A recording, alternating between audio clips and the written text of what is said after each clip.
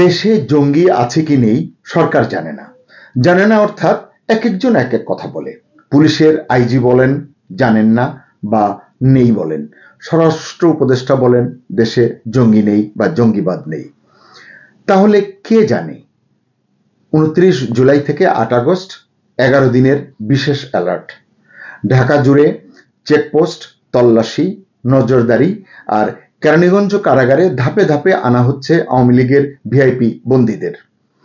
সাথে বড় অপরাধের কয়েদি 68 জন সেবক। আপনারা জানেন যে এমপি মন্ত্রী মিলিয়ে সাবেক 138 জনের মতো এখন কারাগারে রয়েছেন, বিভিন্ন কারাগারে। তাদের সকলকেই নিয়ে আসা হচ্ছে কেরানীগঞ্জ কারাগারে এবং তাদেরকে সেবক হিসেবে দেওয়া হচ্ছে যারা তারা বড় দাগী আসামি, এমনটি জানা গেছে। এই কারণেই প্রশ্ন উঠেছে কি হচ্ছে কারাগারে, কেনই বা জঙ্গি নাশকতার গল্প প্রচার করা হচ্ছে, কেন বিশেষ অ্যালার্ট জারি করা হলো। জুলাই অভ্যুত্থানের বর্ষপূর্তিতে আসলে ভয় পাচ্ছে কারা? নাকি ভয় তৈরির চেষ্টা করছে কেউ? নাকি চলছে আতঙ্ক তৈরি করে মনোযোগ ঘোরানোর মেটিকুলাস ডিজাইন? একটি বিভ্রান্তিকর বার্তা ঘুরছে চারিদিকে। দেশে জঙ্গি আছে না নেই। সরকার বলছে সন্ত্রাসবাদে জিরো টলারেন্স। গত 28 জুলাই প্রধান উপদেষ্টা প্রফেসর ইউনুস ঢাকাস্থ মার্কিন চার্জ d'Affaires ট্রেসি এন্ড জ্যাকবসনকে বলেছেন বাংলাদেশে কোনো সন্ত্রাসী গোষ্ঠীকে কার্যক্রম চালাতে দেওয়া হবে না। তিনি অত্যন্ত বোল্ডলি কথাগুলো বলেছেন। তার মানে কি? তার মানে সন্ত্রাসী আছে। অথচ ডিএমপি কমিশনার বলছেন জঙ্গি নেই, আছে ছিনতাইকারী। পুলিশ মহাপরিদর্শক বাহরুল আলম বলছেন জঙ্গি নেই, এ কথা বলা যাবে না, তার মানে আছে, এটি তিনি আবার বলছেন। তাহলে কে সত্য বলছেন? আমরা যদি একটু আন্তর্জাতিক তথ্য উপাত্ত বিশ্লেষণ করি তাহলে কি দেখব? অতি সম্প্রতি যেটি 27 জুলাই প্রকাশিত হয়েছে পত্রপত্রিকায়, গণমাধ্যমে, নাম্বিও সেফটি ইন্ডেক্স 2025, এটিতে বলছে বাংলাদেশ আন্তর্জাতিক নিরাপত্তা সূচকে পাকিস্তানের চেয়ে 61 ধাপ পিছিয়ে।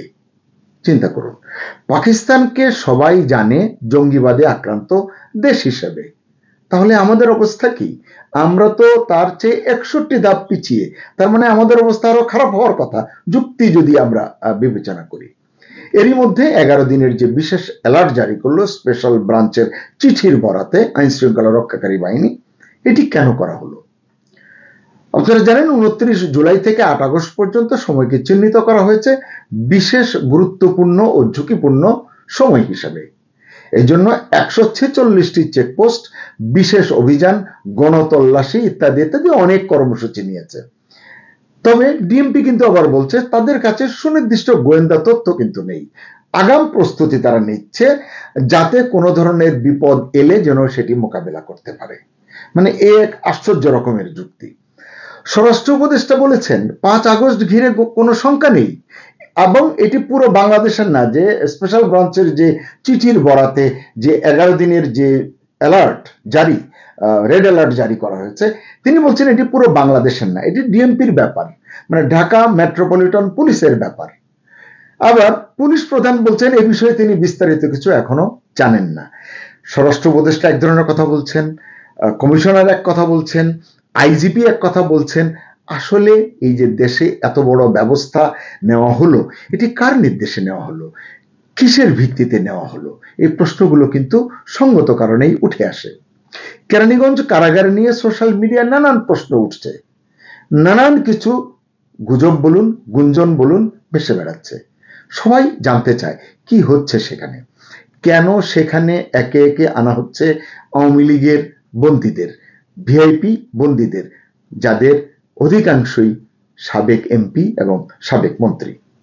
দেশের অন্য কারাগার থেকে বিভিন্ন জায়গায় তারা আছেন, সেখান থেকে একে একে সরিয়ে এনে এক জায়গায় তাদেরকে আনা হচ্ছে।